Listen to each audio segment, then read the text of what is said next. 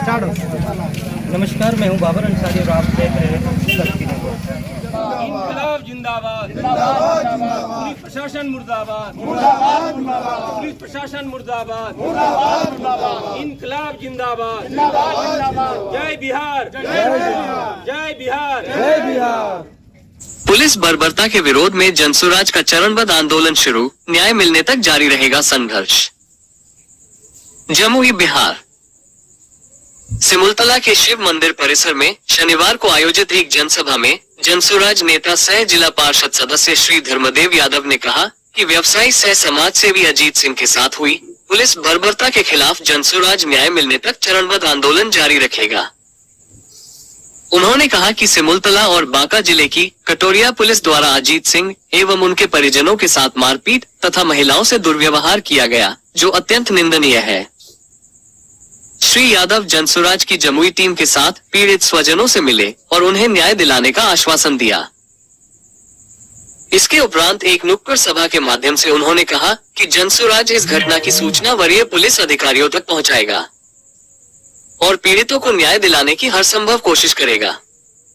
उन्होंने क्षेत्रवासियों द्वारा सिमुलतला बाजार को पुनर्तः बंद कर विरोध जताने की सराहना की और कहा कि आवश्यकता पड़ी तो झाझा और जमुई बाजार को भी बंद कराया जाएगा।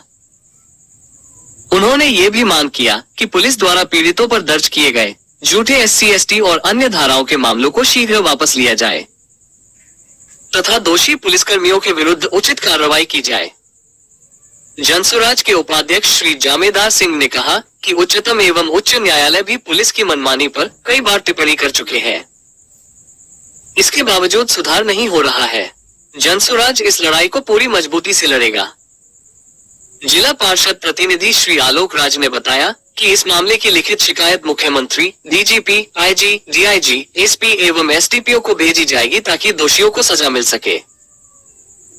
कार्यक्रम की अध्यक्षता जनसुराज के जिलाध्यक्ष इंजीनियर उत्तम सिंह ने की। सभा को ग्राम भारती सर्वोदय आश्रम के संचालक कुमार विमलेश, डॉक्टर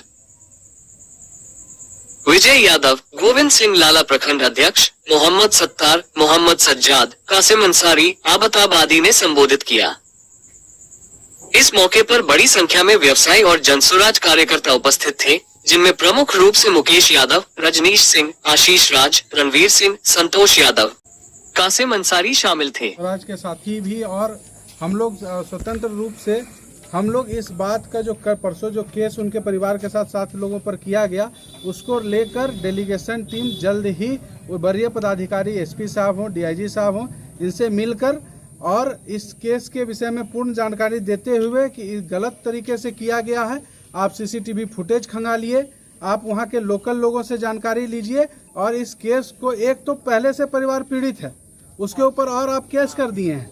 इसका जो संवैधानिक रूप से विरोध है वो तो कर ही दिया जा रहा है और जो संविधान में पावर दिया गया उसको इस्तेमाल करते हुए कि आप इस केस को वापस लीजिए और जो पीड़ित परिवार है उससे क्षमा मांगे पुलिस प्रशासन कि हम लोगों के द्वारा या हमारे प्रशासन के जो निचले पदाधिकारी जिनके साथ इस तरह का घटना किया गया, वो इस मामला को लेकर शर्मिंदगी महसूस कर रहे हैं और क्षमा मांगते हैं। आज के बाद इस तरह से किसी प्रतिष्ठित व्यक्ति के साथ नहीं किया जाएगा। और हम लोग जनसुराज के साथी ये भी बताएंगे कि हम लोगों के बीच में commissioner, retired IFS officer, retired IPS, इस तरह के कई पदाधिकारी हैं जिनसे हम लोग कानूनी सलाह लेंगे और इसमें कैसे आगे बढ़ना है उसको हम लोग रखेंगे। क्या जनसुराज का कोई दिल्ली के कोई वरीय पदाधिकारी से इस संदर्भ के लिए मिलेंगे क्या? जरूरत पड़ी तो वरीय पदाधिकारियों को भी बुलाया जाएगा, लेकिन हमें विश्वास है कि जो हमारी जमुई की टीम है वो सशक्त है और हम समझते हैं कि संवेदनशीलता के साथ जो यहाँ के जिला प्रशासन के मुखिया हैं SP साहब, वो हमारी बातों को जरूर सुनेंगे। तो हम लोग पहले तो जिला कमेटी के साथ ही एक डेलीगेशन के रूप में वहाँ जाएंगे और हम समझते हैं कि हमारी बातों को वहाँ जरूर सुना जाएगा। मैं एक बात बोलना, जिलाध्यक्ष जी, धर्मदेव जी और जमेदार बाबू और BI जी, सबसे पहले बात जो ये पुलिस प्रशासन जो सिमुलतला के हैं, ये पूर्ण रूपेण ओपन हैं, जबकि अजीत बाबू एक सम्मानित परिवार से आते हैं और ये प्रशासन को बहुत मदद किए हैं। आज से 40 साल पहले एमसीसी का हमला हुआ था, उसमें पेट कटा था, अपना पैसा से इलाज कराया। और इनका कोई बैग, ये गाड़ी बेचे थे, तो गाड़ी बेचे थे कबाड़ी के पास, कबाड़ी कहीं बेच दिया, वो कहीं कुछ किया, जबकि उस पर केस चला और उसको उन्होंने एक्सेप्ट किया या जिसके साथ हुआ। तो फिर आज इनको ना वारंट दिया ना नोटिस दिया।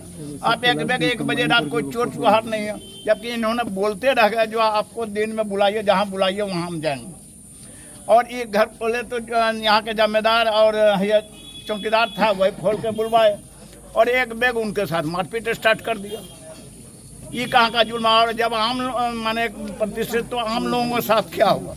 हम तो यही कहेंगे यहाँ के नागरिकों को सब लोग संगठित हो गए, इस पर विरोध हो। और ये थानेदार को खाली दारू और बालू और जमीन दखल कराने का काम रह गया। इधर तो सरकार घोषणा करती है हमारा प्रशासन ऐसा नहीं करेगा, ईमानदार है, और इधर उसके पदाधिकारी लोग यहाँ जुल्म कर रहा है, जुल्म का अति हो गया है।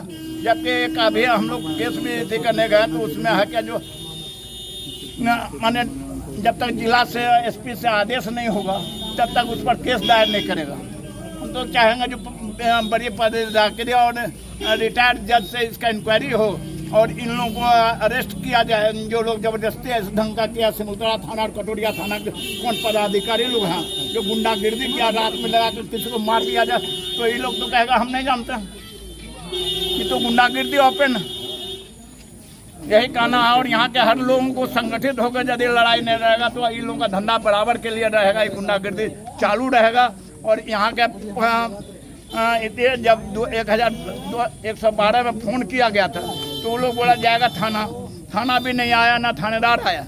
थानेदार को जब बोला गया कह रहा हम सो रहे हैं। ये इन लोगों का गुंडागिर्दी है यहाँ के पदाधिकारियों का। और तस्करी, रात में बालू पास कराना, दारू पास कराना, दारू भला से पैसा लेना, इन लोगों का धंधा हो गया। चाचा ये बहुत बड़ा बात बोल रहे हैं आप। दारू तो बंद है, दारू बंद है, लेकिन इसके आड़ में सरकार बंद किया हुआ है। ये लोग तो दारू यहाँ है, ये चलवा रहा है। हमारे जिला के युवा